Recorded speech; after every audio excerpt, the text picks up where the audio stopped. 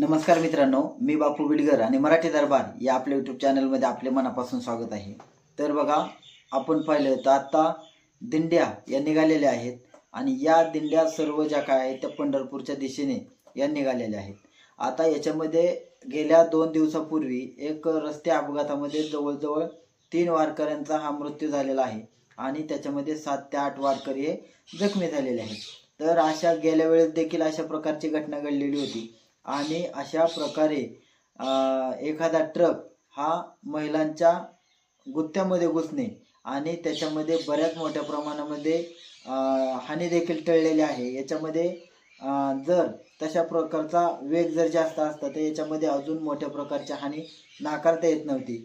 त्याच्यामुळे याचा शासनाने कुठेतरी विचार देखील केलेला आपल्याला दिसत आहे आणि त्यासाठी त्यांनी काल म्हणजे दिनांक 13 जुलै 2026 रोजी वारकऱ्यांसाठी एक अत्यंत महत्त्वाचा असा GR काढलेला आहे आणि त्या GRच्या माध्यमातून त्यांनी एक त्यांच्यासाठी योजना जाहीर केलेली आहे। आता याच्यामध्ये त्यांनी कोणती योजना काढलेली आहे तर विठ्ठल रखुमाई वारकरी योजना 2026। तर अशा प्रकारची योजना त्यांनी काढलेली आहे। आता या योजनेचा नेमका उद्देश काय आहे तर तेच आपण या व्हिडिओच्या माध्यमातून पाहण्याचा प्रयत्न करणार आहोत।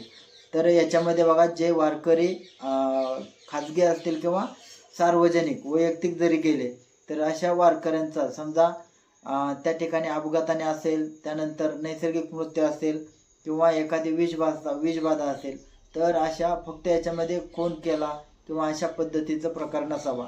तर याच्यामध्ये नैसर्गिक मृत्यू झाला, त्यांना अपंगत्व आलं तर अशा प्रकारच्या जे काही प्रसंग घडला तर त्या ठिकाणी राज्य सरकार आता विठ्ठल रखुमाई वारकरी योजना 2026 ही त्यांनी आणलेली आहे।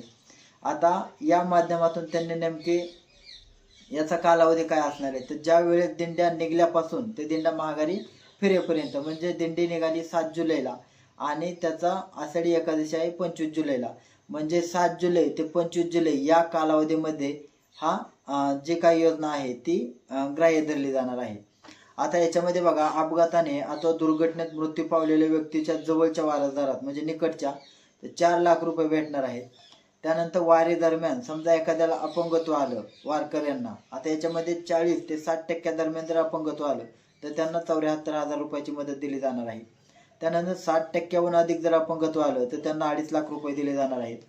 एका आठवड्यापेक्षा अधिक कालावधीसाठी जर वारकरी हॉस्पिटलमध्ये दाखल झाला आणि त्याला त्या ठिकाणी एका आठवड्यापेक्षा जास्त जर ॲडमिट करायची वेळ आली तर अशा वारकऱ्याला 16,000 रुपये दिले जाणार आहेत। एक आठवड्यापेक्षा कमी कालावधीकरता दाखल झाले तर अशा वारकऱ्याला 5,400 रुपयाची मदत ही दिली जाणार आहे।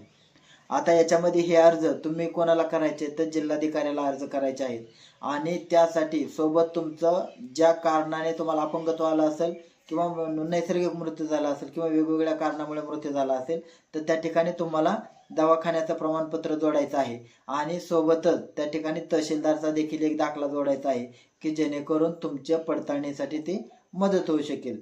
त्याच्यामुळे ज्या कुटुंबातील वारकरी समजा दिंडीसाठी गेले असतील आणि अशा प्रकारची त्यांच्यासोबत जर का दुर्घटना दुर्दैवाने झाली किंवा अपंगत्व आलं तर शासनाने त्यांच्यासाठी ही विठ्ठल रखुमाई योजना आणलेली आहे 2026। तर त्याच्यामुळे वारकऱ्यांनी देखील चालताना असेल, झोपताना असेल किंवा इतर प्रसंगी पाणी पिताना असेल, संपूर्ण काळजी आपल्या स्वतःची देखील घेणं तेवढंच गरजेचं आहे। त्याच्यामुळे शासनाने एक पाऊल पुढे आलेलं आहे आणि वारकऱ्यांसोबत जर अशी प्रकारची अनुचित दुर्घटना घडली तर त्या संदर्भात एक प्रकारचा त्यांना आधार भेटावा हा अत्यंत चांगला प्रयत्न शासनाचा आहे। आता शासनाने दिंड्यांसाठी देखील प्रत्येक दिंडीसाठी 20,000 देत आहे, परंतु ते देखील रक्कम थोडी अपुरी पडत आहे। परंतु अशा प्रकारचं जे शासनाने धोरण आखलेले आहे आणि एक प्रकारे शासनाचं कौतुक करण्यासारखं देखील आहे। त्याच्यामुळे वारकऱ्यांनी देखील चालताना, झोपताना आणि आपलं दिंड्या माघारी येईपर्यंत आपली स्वतःची काळजी देखील घेणं हे तेवढंच गरजेचं आहे। धन्यवाद।